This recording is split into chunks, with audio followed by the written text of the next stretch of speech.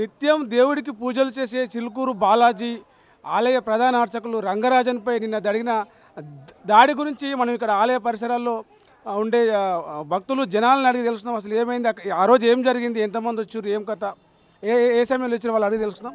ఇక్కడ పూలమ్మే గుడి పక్కనే గుడి ద్వారం వద్ద పూలమ్మే ఒక అమ్మ ఉన్నది. అమ్మ చెప్పి ఎన్ని గంటలకు వచ్చారు వాళ్ళు, ఎంతమంది వచ్చారు, అసలు ఏం జరిగింది ఆ రోజు, మీకు ఏమైనా ఐడియా ఉందా? మాకు తెలియదు సార్, మాకు తెలియదు. వాళ్ళు ఎప్పుడు వచ్చారో మేము పొద్దున వచ్చి సాయంత్రం వెళ్ళిపోతాము. వాళ్ళు ఎప్పుడు వచ్చారో తెలియదు మాకు. అంటే ఎన్ని గంటలకు వచ్చారు, ఎంతమంది వచ్చారు ఇట్లా అనుకుంటారు కదా ఊర్లో? నాకు తెలియదు, నేను 2 రోజులు రాలేను, ఈ రోజే వచ్చిన. వచ్చినాక తెలిసింది నాకు. అంటే అట్లా ఒక పూజారి దేవునికి పూజలు చేసి నిత్యం దేవుని గుళ్ళే ఉండే పూజారి మీద ఇట్లా దాడి చేయడం, బెదిరించడం అనేదాన్ని మీకు ఏమనిపిస్తుంది? మాకు మంచిగా అనిపిస్తలేదు. ఎందుకంటే ఇక్కడ అందరము ఎంతోమంది మా బీద వాళ్ళు బతుకుతున్నారు. 24 సంవత్సరాలు అవుతుంది డెవలప్ అయ్యి. ఇప్పటి వరకు అందరికీ మంచిగా ఉండే, పెద్ద స్వామి ఉన్నప్పుడు కూడా బాగానే ఉండే. ఆయన అందరికీ మంచిగానే చేస్తాడు, కానీ అట్లా దాడి చేసింది మాకు చాలా బాధాకరంగా ఉంది.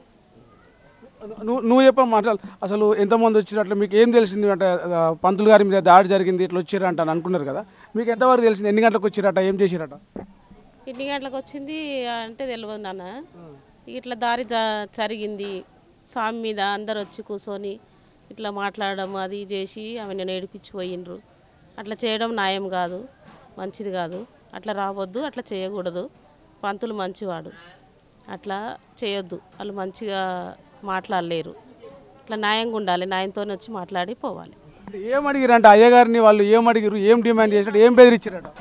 ఏం బెదిరించారో ఏమో, అట్లా చేతులు కట్టుకొని కూర్చుండు అంతే. అంతవరకు చూసినాము, టీవీలో కనిపించింది. ఇక అట్లా చేయొద్దు కదా అని మేము అనుకుంటున్నాం. అంటే పంతులు గారి మీద ఇంతమందికి ఉన్న పంతుల మీద కావచ్చు, వేరే దగ్గర ఇక్కడ ఇట్లా చూసిరా పంతుల మీద దాడి చేసి గుడి చేసి? ఎప్పుడు చూడలేము, ఇప్పుడే ఫస్ట్ టైము ఈ పంతుల మీద ఇట్లా చేసారు. ఎప్పుడు చేయలే ఇట్లా. అంటే ఎవరు లేనప్పుడు, అందరూ పొద్దుకినాక ఎవరు లేనప్పుడు వచ్చారు? ఎవరు లేనప్పుడే వచ్చిర్రు, అందరు ఉన్నప్పుడు వస్తే మేము మూకుంటామా?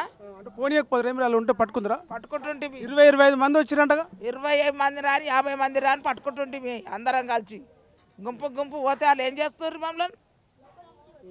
మరి పంతులు బెదిరించారు, ఆయన కన్ను ఎర్రగైంది, మొత్తం ముఖం అంతా ఇట్లా ఉబ్బింది, ఆయన ఏడ్చినట్టుగా బాధపడుతున్నాడు. అన్యాయంగా పంతులు అంటే వాళ్ళకేం అది కాదు, మంచిది కాదు. ఆయన అందరికి మేలు చేస్తాడు, కానీ అది చేసేసే మనిషి కాదు. పంతులను ఇట్లా బెదిరించారు, కొట్టిండ్రు. ఆయన తరపు నుంచి మేము ఏం చేయాలని అది చేస్తూ మాకు గుర్తుండి వచ్చింటే వాళ్ళు మాకు గుర్తు లేక దొంగతనాన్ని వచ్చిండ్రు, వెళ్ళిపోయినరు.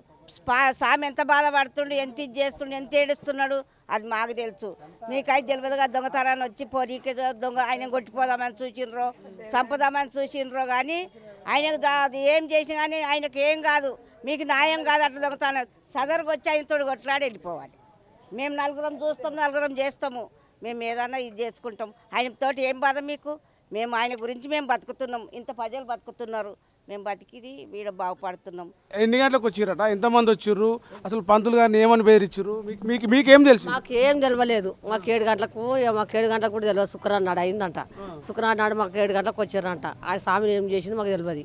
ఏమైనా చేసినట్టు కూడా మాకు కూడా ఎక్కైతే కూడా మేము కూడా వెళ్ళిపోయి ఆయన స్వామి తరం నుంచి కూడా మేము కూడా మాట్లాడుతుంటే, మరి ఆయన ఉంటేనే మేము బతుకు తెరుగున్నది.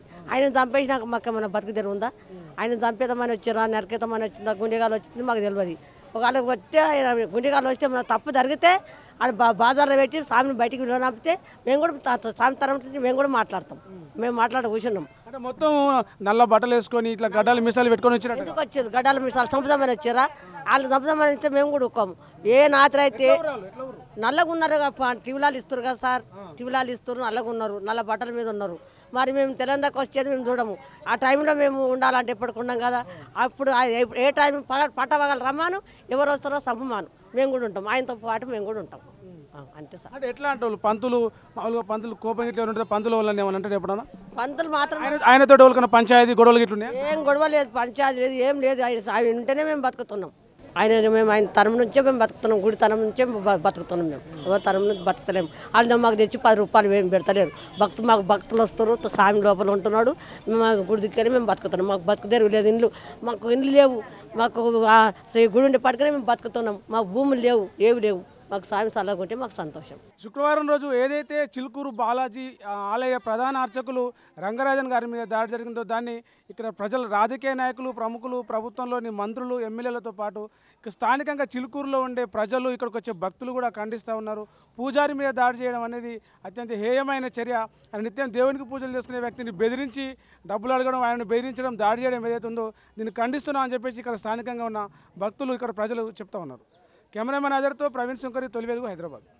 ప్రపంచంలో ఏ మూల ఏ క్షణం ఏం జరుగుతుందో వేగంగా తెలుసుకోవడానికి తొలి వెలుగు వాట్సాప్ ఛానల్ని ఫాలో చేయండి.